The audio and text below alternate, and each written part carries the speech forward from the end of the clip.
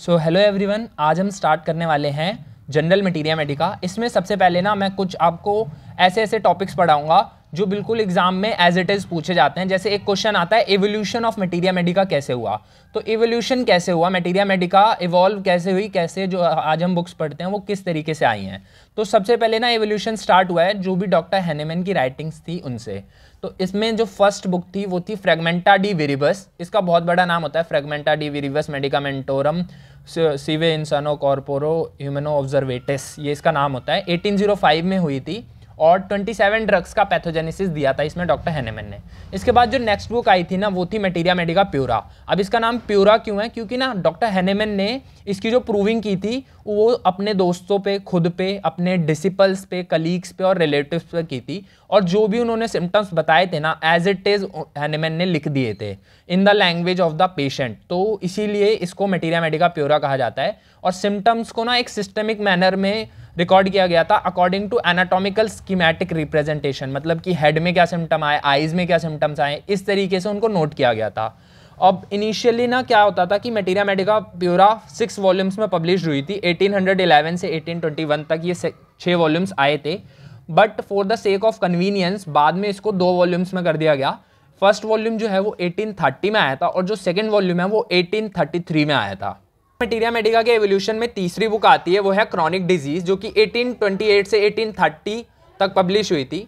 अब 30 साल की लॉन्ग प्रैक्टिस के बाद हैनेमैन ने ऑब्जर्व किया कि ट्रीटमेंट और रिकवरी के रास्ते में ना बहुत सारे ऑब्स्टेकल्स आते हैं और ये ऑब्स्टेकल्स डायनेमिक लेवल पे आते हैं, dynamic level.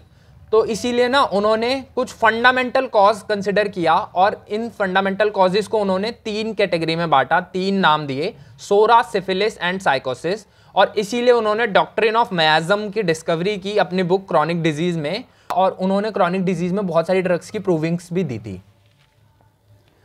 Now coming to the fourth point, that is proving by the Austrian society. Austrian society ने 1842 से 1846 तक कुछ ड्रग्स की प्रूविंग की थी और रीप्रूव भी किया था जो पहले से प्रूव ड्रग्स थी, और उनके जो भी सिम्टम्स आए थे, जो भी प्रूविंग्स आई थी, उनको एक जर्नल में रिकॉर्ड किया था। तो वो भी एक ओरिजिन का तरीका माना जाता है मटीरिया मेडिका के एवोल्यूशन का।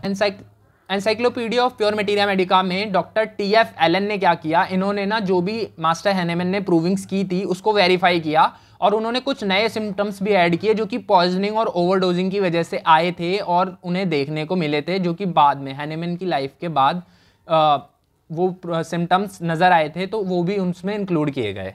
One of the most important books है हमारी मटीरिया मेडिका की, वो है guiding symptoms bye doctor herring. तो 1879 से 1891 तक डॉक्टर हेरिंग ने गाइडिंग सिम्टम्स के 10 वॉल्यूम्स पब्लिश किए थे और उन्होंने ना जितने भी सिम्टम्स थे उनको कलेक्ट किया, वेरीफाई किया, कंफर्म किया, जितने भी रिलायबल सोर्सेज से, हर जगह से सिम्टम्स लेने के बाद उन्होंने ये इतनी बड़ी बुक बनाई थी।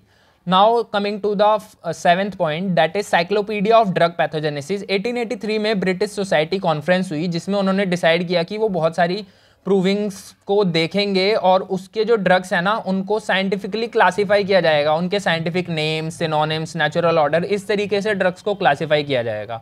तो ये हुआ था, और जो भी ड्रग अपने सिम्टम्स नहीं शो कर पाई थी 2 या 2 से ज़्यादा लोगों पे, उसको इंक्लूड नहीं किया था इन लोगों ने।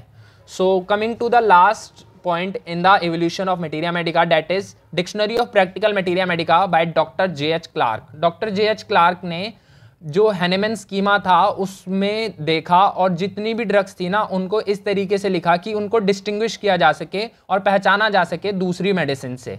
तो इसीलिए उन्होंने साथ में इंडिकेशंस भी दी अकॉर्डिंग टू नोसोलॉजिकल डायग्नोसिस। अब ये नोसोलॉजिकल डायग्नोसिस क्या होता है कि कब हमें वो मेडिसिन देनी चाहिए। अगर मान लो जैसे होम्योपैथी के अंदर कोई भी स्पेसिफिक रेमेडी नहीं होती, कोई भी स्पेसिफिक मेडिसिन नहीं होती, हम इंडिविजुअलाइजेशन करने के बाद पेशेंट को मेडिसिन देते हैं। बट उन्होंने कुछ नोसोलॉजिकल डायग्नोसिस के बेसिस पे कुछ थेरेप्स दिए थे कि ये आप दे सकते हो इन कंडीशंस में। सो ये था basically evolution of materia Medica. तो इसमें आपको बस ये 8 पॉइंट याद रखने हैं कि कौन कौन सी बुक्स थी। Fragmenta de viribus, MM pura, साथ में chronic disease, proving of the Austrian society, encyclopaedia of pure materia medica, guiding symptoms of our materia medica by doctor Hering, उसके बाद cyclopaedia of drug pathogenesis and the last dictionary of practical materia medica. Thanks for watching. Video interesting लगा then do like, share and subscribe.